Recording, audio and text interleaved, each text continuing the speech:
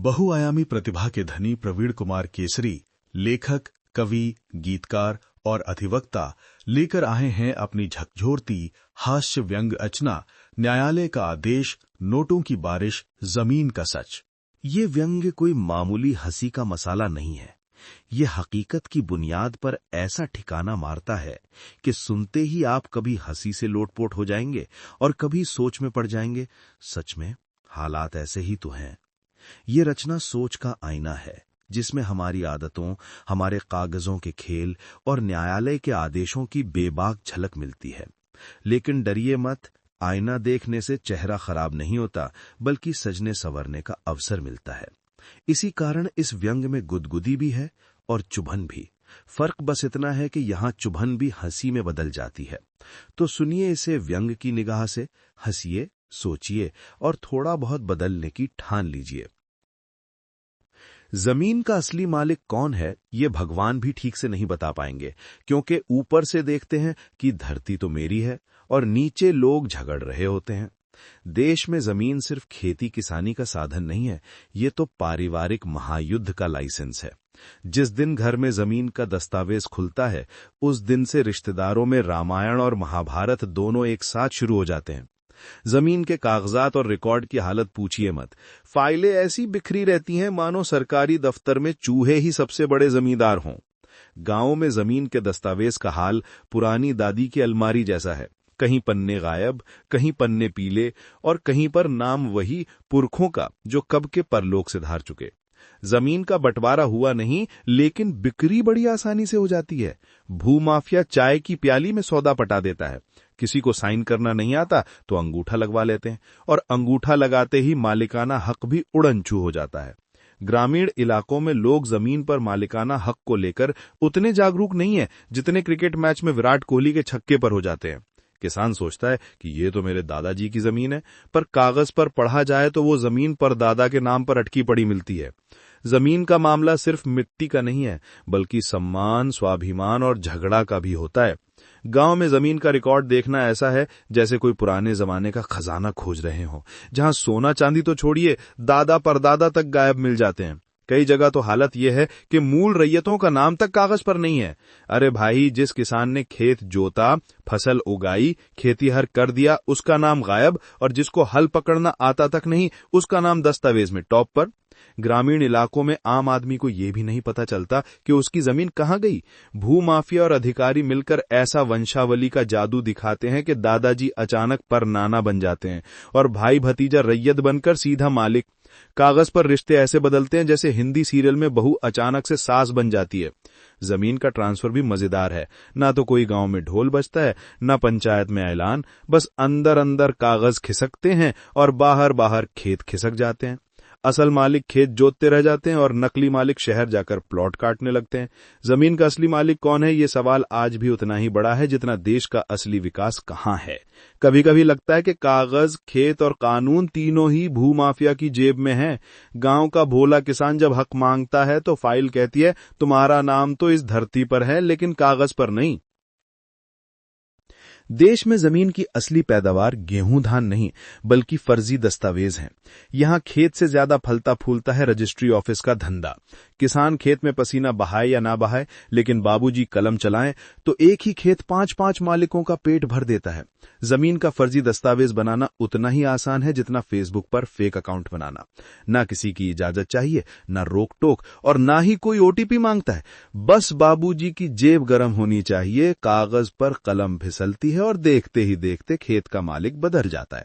एक ही वारिस साहब पूरी की पूरी जमीन कई कई लोगों को बेच डालते हैं। गांव में हालत ये हो गई है कि अब खेत में फसल कम और मालिक ज्यादा उगते हैं।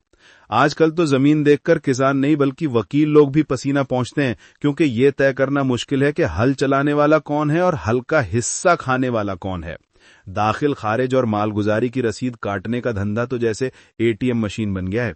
एक ही जमीन पर कई आपत्ति दर्ज हो जाती हैं और जिनके नाम रसीद कटती है वे सोचते हैं भाई ये जमीन तो हमारी पुश्तैनी है। असल में पुश्तैनी नहीं, ये तो पुश्त पुश्त बेचने वाली जमीन बन गई है। गांव का भोला किसान सोचता है कि फसल से घर चलेगा, लेकिन असली फसल तो रजिस्ट्री ऑफिस में उग रही है, जहां बाबू और भूमाफिया रातों रात करोड़पति बनते हैं। और ऊपर वाला भगवान भी हंसकर कहता होगा, धरती मेरी है और धंधा इनका। भारत में जमीन सिर्फ खेती का साधन नहीं है, बल्कि नोटों की खदान है। यहाँ खेत से धान कम उगता है और शिकायत से धन ज्यादा। ऊपर से नीचे तक जहां भी आप शिकायत दर्ज कराइए, वहां पानी नहीं, नोटों की बरसात शुरू हो जाती है। जमीन पर कब्जे की रिपोर्ट चाहिए तो भाई साहब, ये रिपोर्ट नहीं, पूरा लॉटरी टिकट है।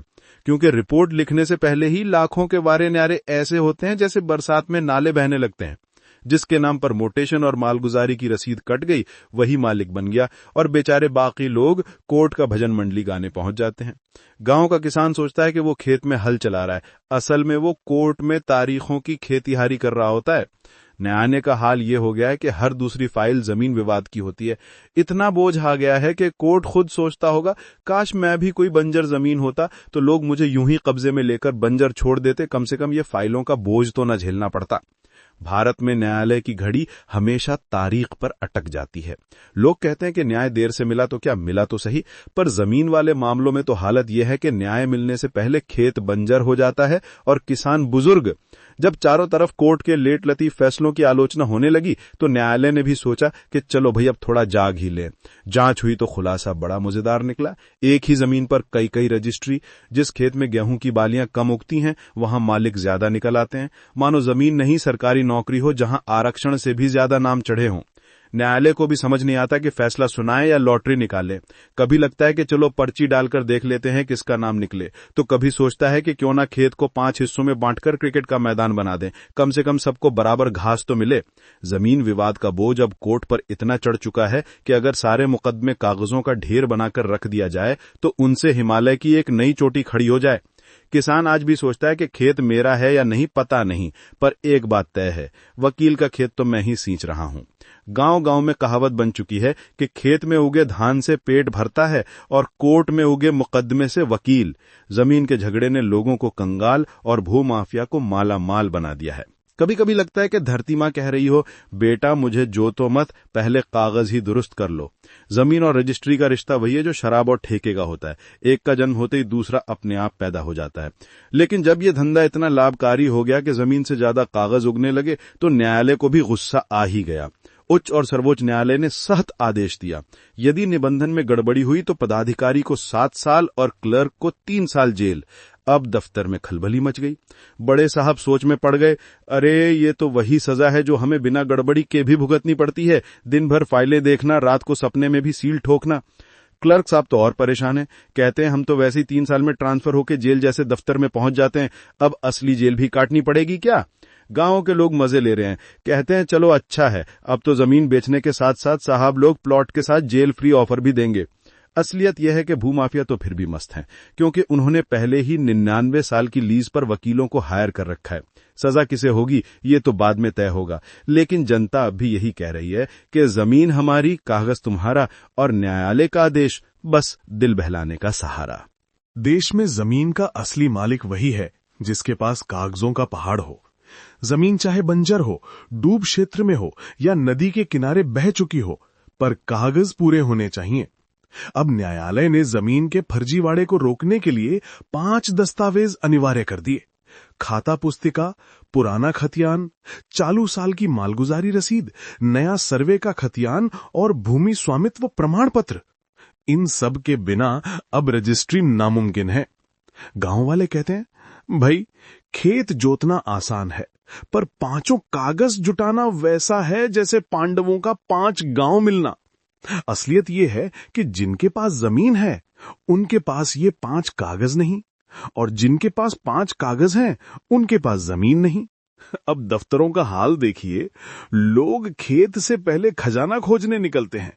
खाता पुस्तिका खोजते खोजते आदमी खुद खाता हो जाता है। खतियान इतना पुराना निकलता है कि उस पर दादाजी की फोटो भी धुंधली पड़ जाती है। मालगुजारी रसीद के लिए लाइन में लगते हैं तो बाबूजी पूछते हैं, भाई साहब नोट पुराना है या नया। और नया सर्वे का खतियान, वो तो उतना ही मिलना मुश्किल है जितना रेलवे स्टेशन पर प्लेटफॉर्म टिकट। न्यायालय ने तो फर्जीवाड़ा रोकने की सोची, लेकिन जमीनी हकीकत यह है कि अब जमीन का निबंधन ही फर्जी सपना बन गया है।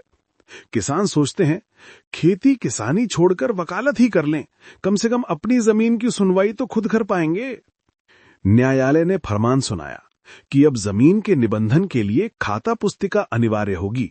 वाह, फैसला सुनकर जनता ने ताली बजाई, लेकिन जब हकीकत देखी तो पता चला जनाब, खाता पुस्तिका तो अभी बनी ही नहीं है। यानी सरकार ने जनता से कहा, बेटा परीक्षा में पास होने के लिए अंकों से ज्यादा जरूरी है मार्कशीट, लेकिन मार्कशीट अभी छपी ही नहीं है। अब हालत यह है कि जिसके पास जमीन है वो खाता पुस्तिका के लिए दफ्तर दफ्तर भटक रहा है। बाबूजी कहते हैं पुस्तिका चाहिए, धैर्य रखिए, पहले हम समिति बनाएंगे, फिर सर्वे करेंगे, फिर टेंडर होगा, ठेकेदार आएगा और तब जाकर आपकी जमीन का खाता खुलेगा। गांव वाले हंसकर कहते हैं, खाता खोलने के नाम पर तो बैंक वाला भी इतनी देर नहीं लगाता जितनी सरकार लगा रही है। अब स्थिति ये है कि खाता पुस्तिका बिना निबंधन असंभव है और खाता पुस्तिका सरकार के पास भी नहीं है। यानी जनता के लिए जमीन पर मालिकाना हक साबित करना वैसा ही है जैसे बिना टिकट रेलवे यात्रा। सफर तो कर लो, लेकिन पकड़े गए तो पूरी तलबंदी। न्यायालय ने आदेश दिया, अब जमीन का निबंधन तभी होगा जब खतियान मौजूद होगा। जनता खुश हुई, चलो अब तो सब कुछ नियम से होगा। लेकिन जब किसान बाबू अंचल कार्यालय पहुंचे तो बाबूजी ने मुस्कुराते हुए कहा, खतियान? अरे भाई, यहां तो नहीं मिलेगा, जाइए सर्वे कार्यालय। किसान दौड़ते दौड़ते सर्वे कार्यालय पहुंचे। वहां दरवाजे पर बोर्ड टंगा था, सावधान, यहां 75% खतियान नष्ट हो चुका है, बाकी बचे 25% के लिए लॉटरी कूपन भरे। अब हाल यह है कि जमीन का निबंधन करवाना वैसा ही हो गया है जैसे लॉटरी जीतना, किस्मत अच्छी तो खतियान मिलेगा, वरना जय हो राम भरोसे हो। अब निबंधन के लिए मालगुजारी रसीद जरूरी कर दिया गया है। सरकार कहती है बिना रसीद निबंधन नहीं, लेकिन मजा देखिए, जिसके पास रसीद है वो पूर्वजों के नाम पर है और जिसके नाम पर जमीन है उसके पास रसीद ही नहीं है। गांव में लोग मजाक उड़ाते हैं, हमारी जमीन तो अब भीतरी तौर पर पारंपरिक धरोहर है, धान हमारा लेकिन रसीद पर दादाजी के नाम पर। उधर एक और मुसीबत, एक ही जमीन के 10-10 निबंधन हो चुके हैं। नतीजा ये कि एक ही खेत से 5-5 मालगुजारी रसीद निकल रही है। अब तो हालत ये है कि धान का उत्पादन चाहे 5 बोझा ही हो, पर मालगुजारी की रसीद देखकर लगता है जैसे वहां 5 फसल काटी गई हो। निबंधन पदाधिकारी और क्लर्क अब रसीद देखकर हंस पड़ते हैं, अरे भाई, ये तो वैसा ही है जैसे शादी में दूल्हा एक हो और निमंत्रण कार्ड 50 जगह बढ़ जाए। इसलिए रसीद अब भरोसेमंद नहीं और निबंधन असंभव नहीं तो कॉमेडी शो जरूर बन गया है। यानी जमीन आपका, खेत आपका, बुआई कटाई आपकी, पर निबंधन असंभव, क्योंकि खतियान तो कागज में जल गया है। अब गांव वाले मजाक में कहते हैं, हमारी जमीन पर तो धान उगता है, पर सरकार के रजिस्टर में सिर्फ राख मिलती है। देश में जमीन का नया सर्वे खतियान ऐसा है जैसे नया मोबाइल ऐप, बड़ा आकर्षक नाम पर इस्तेमाल करना नामुमकिन। गांव के किसान तो सोच रहे हैं, वाह, अब जमीन का निबंधन आसान होगा, लेकिन हकीकत देखिए, नया सर्वे खतियान केवल कुछ अंचलों का ही तैयार है। यानी बाकी के गांव वाले अभी भी पुराने जमाने के खतियान में जी रहे हैं। और मजा देखिए, सर्वे में भूमि किसी की और नाम किसी और का दर्ज है। अरे भाई, ये नाम भूमि का स्पेशल कॉम्बिनेशन क्या हुआ, जैसे रेस्टोरेंट में सब्जी किसी और की और चावल किसी और का। अब किसान क्या करे, खेत उसके पास है, नाम किसी और का और रजिस्ट्रेशन असंभव। दफ्तर में अधिकारी सिर पकड़कर सोच रहे हैं, हमने नया सर्वे बनाया था, पर अब तो पुरानी गड़बड़ियों की ही स्टॉक मार्केट खुल गई है। इसलिए नया सर्वे खतियान भी उतना भरोसेमंद नहीं जैसा खेत में हल चलाने वाला किसान। और निबंधन, अब तो लग रहा है जैसे जमीन का कॉमेडी शो चल रहा हो, जहां फसल सही, मालिक गलत और कागजों की दुनिया बिल्कुल उल्टी। देश में जमीन का भूमि स्वामित्व प्रमाण पत्र ऐसा बन गया है जैसे रियलिटी शो का फाइनल एपिसोड, जहां जीतने वाला वही जिसके पास नोट का बंडल हो। किसान सोचता है मेरी जमीन मेरी है, लेकिन दफ्तर वाले हंसकर कहते हैं, तुम्हारी तो जमीन है लेकिन प्रमाण पत्र हमारा। भूमि स्वामित्व प्रमाण पत्र राजस्व कर्मचारी के प्रतिवेदन पर निर्भर है। अब ध्यान दें, प्रतिवेदन में जमीन पर दखल कब्जा दिखाना होता है, पर यहां मजेदार हालात हैं। यदि पैसे दिए गए तो अधिकारी हंसकर कहते हैं, वाह, कब्जा दिखा दिया, अगर पैसे नहीं दिए तो वही जमीन अचानक विरोधियों के कब्जे में चली जाती है। अर्थात कब्जा दिखाना और ना दिखाना बिल्कुल व्यक्तिगत पसंद के आधार पर। किसान परेशान होकर सोचता है, मेरा खेत तो मेरा है, पर प्रमाण पत्र वो बाबू की जेब में। अब नतीजा ये हुआ कि भूमि स्वामित्व प्रमाण पत्र ना मिलने के कारण जमीन का निबंधन असंभव हो गया। कागज पर जमीन और हाथ में मालिक, और बीच में दफ्तर वाले हंसते हुए कहते हैं, भाई ये खेल कैश और कब्जे का है। गांव वाले अब कहते हैं, खेती आसान है, फसल आसान है, लेकिन भूमि स्वामित्व प्रमाण पत्र पाना उतना मुश्किल है जितना साल का लॉटरी जीतना।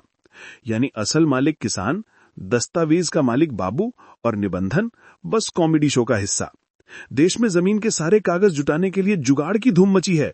अब अंचल दफ्तर में जैसे नीलामी का मेला लगा हो, कौन जल्दी देगा वही मालिक। दलाल बड़े चतुर कागज बनवाने के नाम पर हंसते हुए जनता की जेब हल्की कर रहे हैं, और गांव का अंतिम आदमी जो तत्काल जरूरत में है वो अपनी जमीन गिरवी रख देता है। अब मजा देखिए, गिरवी का पैसा ब्याज पर बढ़ता है, और जब निबंधन में सालों लगते हैं तो ब्याज महीनों की गिनती से लिया जाता है। इतना हुआ कि आदमी अपनी ही जमीन के गिरवी मूल्य पर अपने ही पैसे चुकाता है, जैसे खेत में फसल काटने के बाद वही फसल खुद खा लो। भूस्वामी यानी अंतिम वर्ती को भारी नुकसान उठाना पड़ता है, और न्यायालय का निर्णय बस कागजों में लिखा, असल जमीन की मदद नहीं करता। गांव वाले कहते हैं, जमीन की खरीद बिक्री जारी रहे और सरकार पहले अभियान चलाए कि दस्तावेज दुरुस्त हों, सभी भू अभिलेख ऑनलाइन हों। तुगलकी फरमान से जनता को राहत नहीं, बल्कि केवल कागज का खेल चलता रहे। कागज की लंबी चौड़ी लाइनें और तुगलकी फरमान जनता के हित में नहीं। असल राहत तब मिलेगी जब जमीन से जुड़े सभी दस्तावेज पारदर्शी, सुलभ और ऑनलाइन होंगे। जनता को कागजों के जाल में नहीं, बल्कि अपनी जमीन और मेहनत के असली हक में सुरक्षा मिलनी चाहिए।